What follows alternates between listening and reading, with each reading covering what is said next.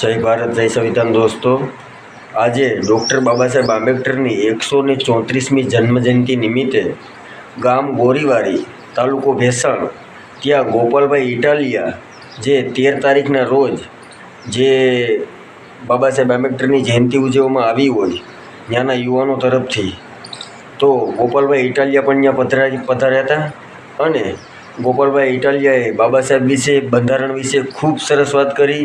તો પાછળ એનો વિડીયો મૂકું છું, સાંભળો મિત્રો. જય ભીમ, નમો બુદ્ધાય. સારી રીતે સંપન્ન થાય એ માટે જેણે પણ કંઈક આર્થિક સહયોગ આપ્યો છે એવા દાતાશ્રીઓ સહિત તમામને હું ખૂબ ખૂબ પ્રણામ કરું છું. સૌને મારો આભાર વ્યક્ત કરું છું. આજે આપણે ડૉક્ટર બાબા સાહેબ આંબેડકરજીની જન્મ જયંતિની પૂર્વ સંધ્યાએ બેઠા છીએ. આવતીકાલે આખા દેશની અંદર ધામધૂમથી જન્મ જયંતિ ઉજવાશે અને આજે અહીંયા આપણે કંઈક એવું જાણીશું, શીખીશું, કંઈક પ્રેરણા લઈશું કે ભાઈ મહાપુરુષોમાંથી આપણે શું શીખવાનું છે. આમ તો આપણા દેશની પ્રથા એવી છે કે જેટલા પણ મહાપુરુષો થઈ જાય એણે જે કાંઈ કીધું હોય એવું આપણે કરવાનું નહીં. આપણા દેશની પ્રથા છે. એણે જે કીધું હોય કીધું, અમે અહીંયા એની એક મૂર્તિ મૂકશું, એનું બહુ તો મંદિર બનાવશું, 2-3 ચેલા બનાવશું, અમે એના છીએ. એ જે તમામ મહાપુરુષોની આ હાલત છે. આપણા દેશની પ્રથા જ એવી છે.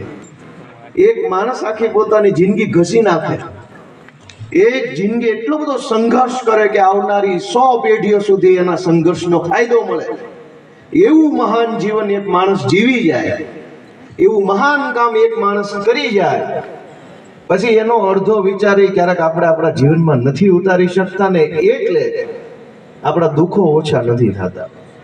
યા તો આપણે એનું ઋણ ભૂલી જઈએ, યા તો આપણે એનો વિચાર ભૂલી જઈએ, યા તો આપણે કંઈક નવું ચાલુ કરી દઈએ. પણ મને આજે વાત કહેવાની તક મળી છે તો 2-4 જાણવા સમજવા જેવી વાત કહેવી છે કે બાબા સાહેબનું નામ આવે એટલે આખા દેશમાં બંધારણના રચયિતા તરીકે આપણે એમને ઓળખીએ.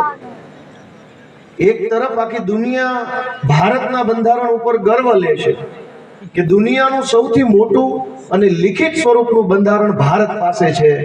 એ ભારતનું બંધારણ લખનાર બાબા સાહેબ આંબેડકર છે અને એ બાબા સાહેબ આંબેડકર છેવાડાના વર્ગમાંથી આવતા અનુસૂચિત જાતિ સમાજમાંથી આવતા વ્યક્તિ છે. એ બધી જ બાબત આપણા માટે ગર્વ લેવા જેવી છે. પણ એની જ સામે પાછું આપણા દેશમાં એક ટોળકીએ ઉપાડો લીધો છે 12 રોજ જાગીને બંધારણને ગાળું દેવાની, તો જ એને હરખું થાય છે.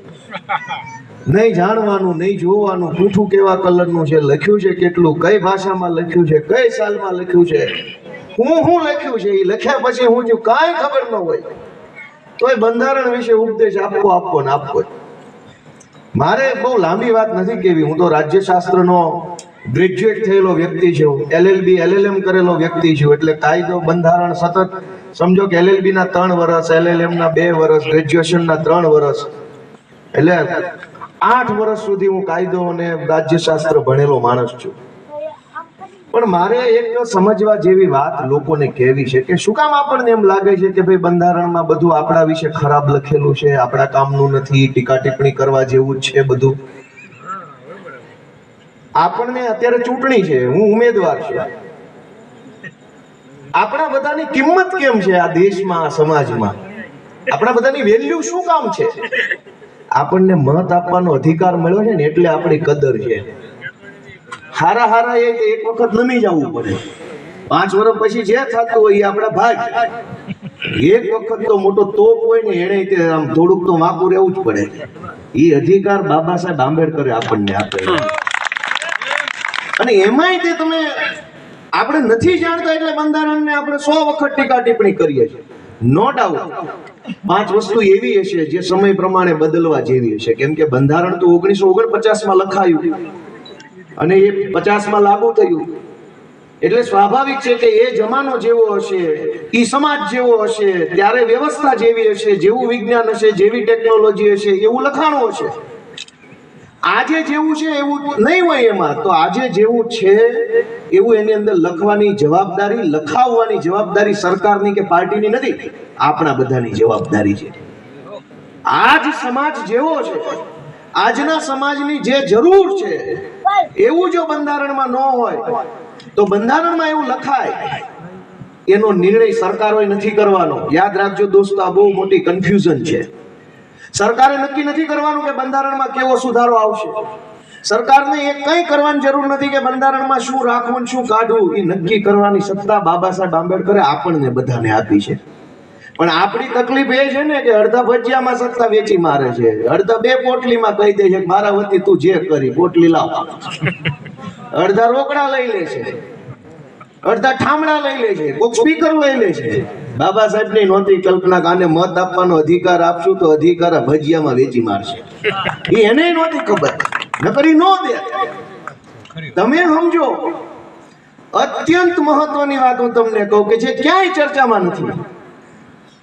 દુનિયા આખાના દેશોમાં મત આપવાનો અધિકાર મેળવવા માટે થઈને અનેક વર્ષો સુધી આંદોલનો થયા છે.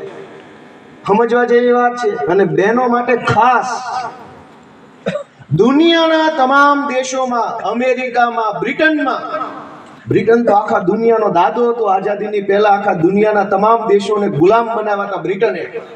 એ બ્રિટન દેશની અંદર તે મત આપવાનો અધિકાર મેળવવા માટે લાંબો સમય સુધી સંઘર્ષો થયા, આંદોલનો, ધરણાઓ, રેલીઓ, વર્ષોના વર્ષો સુધી 50-50, 100-100 વર્ષ સુધી સંઘર્ષ થયા. ત્યારે ઈ દેશના લોકોને મત આપવાનો અધિકાર મળ્યો. પહેલા કેવું હતું દુનિયાના દેશોમાં? કેટલાક દેશોમાં એવું હતું કે જે ટેક્સ ભરતા હોય એ પુરુષો જ મત આપી શકે, બાકી કોઈએ મત નહીં. પુરુષમાં તે ટેક્સ ન ભરતો એને મત નહીં આપવાનો. કેટલાક દેશોમાં એવું હતું કે જમીનદાર હોય એ જ મત આપી શકે, ખાલી પુરુષ જમીનદાર જ, તે સ્ત્રીઓએ મત નહીં આપવાનો.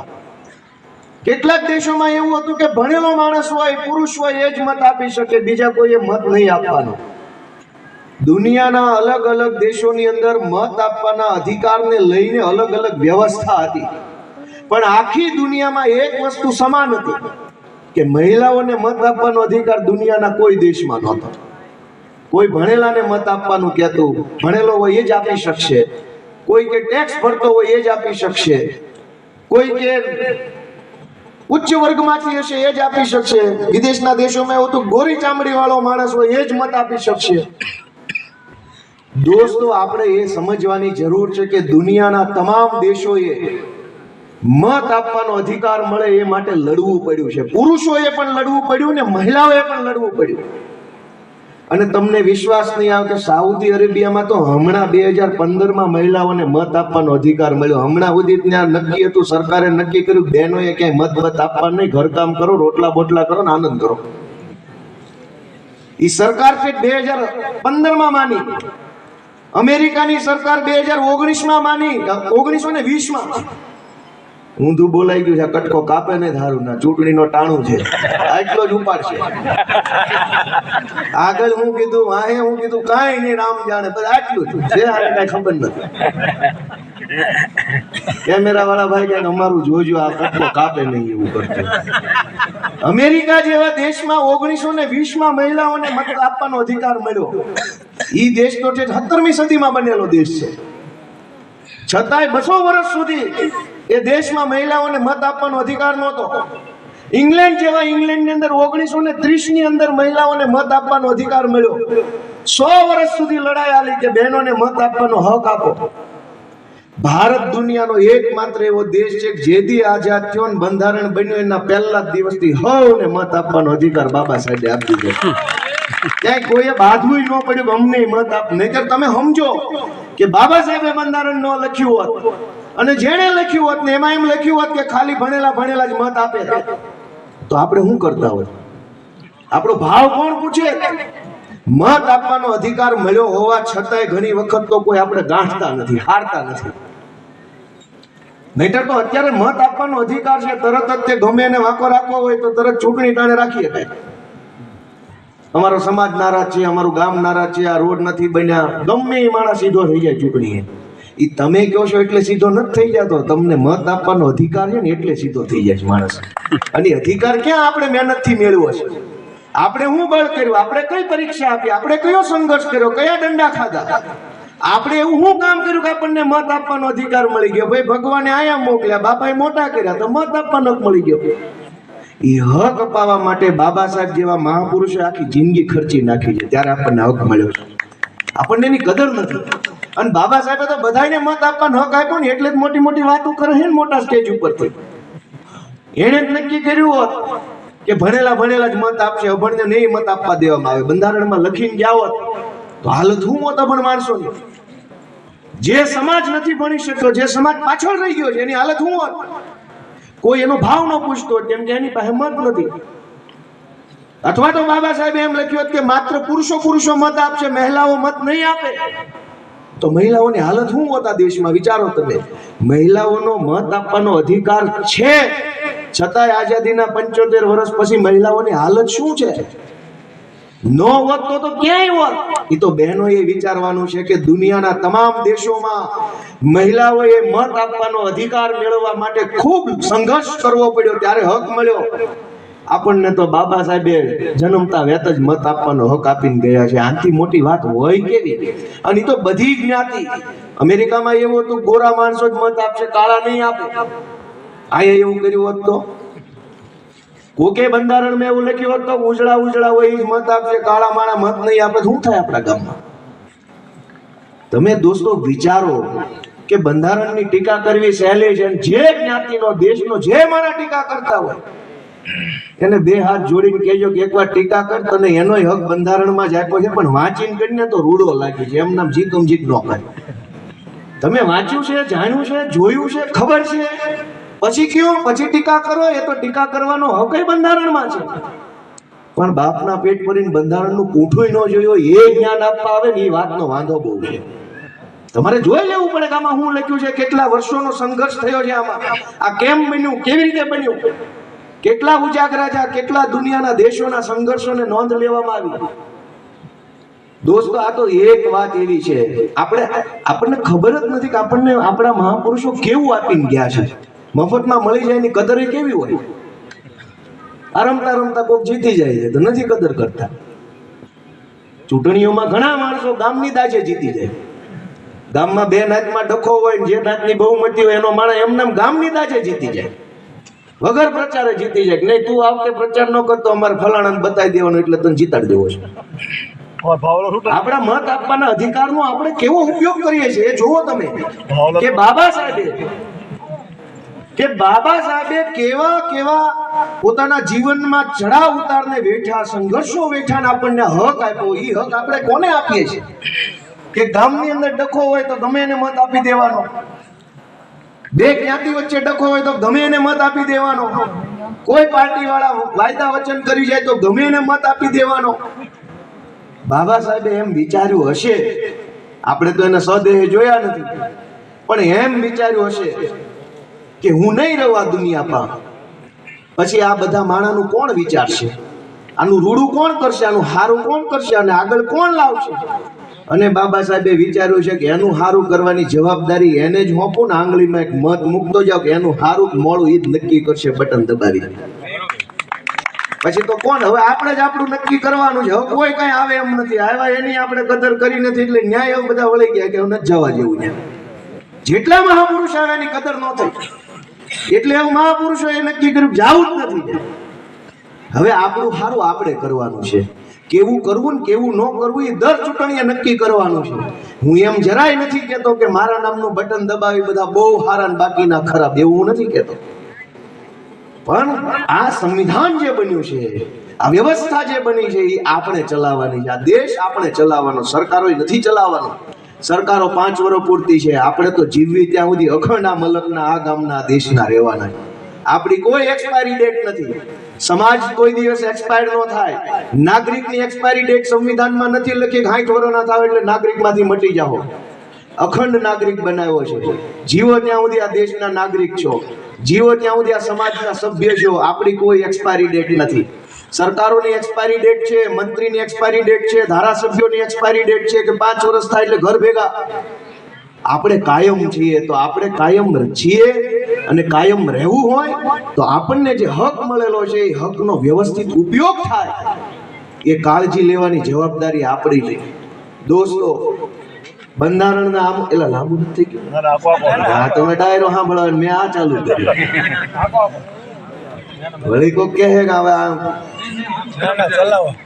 ના ના ટૂંકમાં પૂરું કરો. ડાયરો ઊભો રાખીને વચ્ચે આમાં રાજકારણીયાની આ ઉપાધિ છે. મને તો હવે મારે કઈ કહેવું નથી, હું ઊભો છું એટલે. એ તો છે જ. ભારતના બંધારણના આમુખમાં એવું લખાયેલું છે, ભારતના બંધારણનું પહેલું પાનું એવું છે, આમ પૂઠું આમ પલટો એટલે પહેલા પાના ઉપર આમુખ આવે, પ્રિએમ્બલ.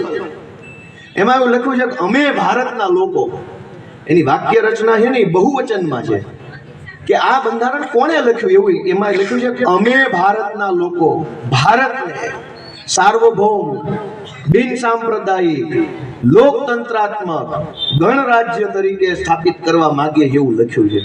એટલે ભારતના લોકો, ઈ જમાનાના ભારતના લોકો, આપણા બધાના બાપ દાદાએ સંકલ્પ કર્યો છે કે અમે ભારતને લોકતંત્રાત્મક ગણરાજ્ય બનાવશું, અમે ભારતને સાર્વભૌમ રાજ્ય બનાવશું, ભારતને બિન સાંપ્રદાયિક બનાવશું, ભારતને પ્રજાસત્તાક બનાવશું. એવું પહેલા પાના પર બાબા સાહેબે લખ્યું છે, પણ ભાષા એવી નથી વાપરી કે હું ભારતને આમ બનાવ્યું, એવું નથી લખ્યું. બાબા સાહેબની પેનમાં એવું લખાયું છે કે અમે ભારતના લોકો ભારતને આવું બનાવવા માંગીએ છીએ, એનું અમે સપનું જોઈએ છીએ, એનો અમે સંકલ્પ લઈએ છીએ 1950માં, અને આ ભારતનું બંધારણ અમે અમને પોતાને સમર્પિત કરીએ છીએ, એવી ભાષામાં બાબા સાહેબે પહેલું પાનું લખ્યું. શું કામ? એણે એમ નથી લખ્યું કે હું ભારતને આવું બનાવવા માંગુ છું, એણે એમ લખ્યું કે અમે ભારતના લોકો ભારતને આવું બનાવવાનો સંકલ્પ લઈએ છીએ અને નક્કી કરીએ છીએ. આપણે શું કરવાનું હતું કે આપણને જે સપનું 1950ની અંદર બાબા સાહેબે અને વિદ્વાન સંવિધાન સભાએ આપણને જે સપનું આપ્યું કે કેવું ભારત બનાવવાનું છે, તો કે લોકતંત્રાત્મક ભારત બનાવવાનું છે, પ્રજાસત્તાક ભારત બનાવવાનું છે, સાર્વભૌમ ભારત બનાવવાનું છે, બિન સાંપ્રદાયિક ભારત બનાવવાનું. એ આપણી જવાબદારીનો ભાગ છે. આપણે માનીએ કે ન માનીએ, પણ સંવિધાન આપણને માને છે, સંવિધાન આપણને હક આપે છે. આમ ગમે એટલી સંવિધાનની ટીકા કરો, પણ પોલીસ વાળો બે ધોકા મારે ને તેથી સંવિધાનની આણ આપીને ઘણા દલીલો કરતા હોય છે તમને આ મારવાનો હક નથી, એ સંવિધાનમાં લખ્યું છે. એ તો બે ધોકા મારે તેથી સંવિધાન યાદ આવે. અમતા બારેમાં સંવિધાનમાં આમ છે ને આમ છે ને આમ છે, કકળાટ જ છે. જેવો ઓલો બે ધોકા મારે ને તો કે તમને હક નથી. ક્યાંથી આવ્યો હક? તને નહીં મારવાનો હક પોલીસને છે, એ ક્યાંથી આપ્યો, કોણે આપ્યો? તેથી તો બાબા સાહેબનું નામ લેતા થાવ કે નહીં.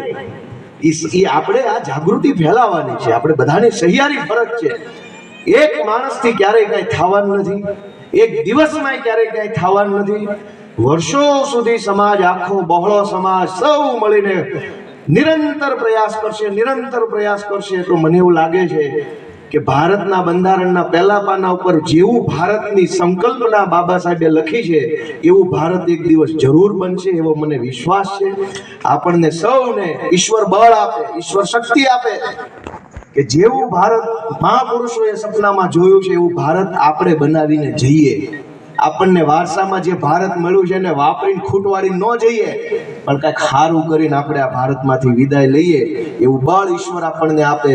આપણે બાબા સાહેબના રસ્તા પર આગળ વધી શકીએ, આપણે આપણા તમામ મહાપુરુષોના રસ્તે આગળ વધી શકીએ, એવી આપણને કુદરત પ્રેરણા આપે, તાકાત આપે, એવી પ્રાર્થના સાથે બધાય આયોજકોનો હું ખૂબ ખૂબ ખરા દિલથી આભાર માનું છું કે મને આવા સારા કાર્યક્રમમાં હાજર રહેવાનું આમંત્રણ પાઠવ્યું, મને આ બે શબ્દો કહેવાની તક આપી.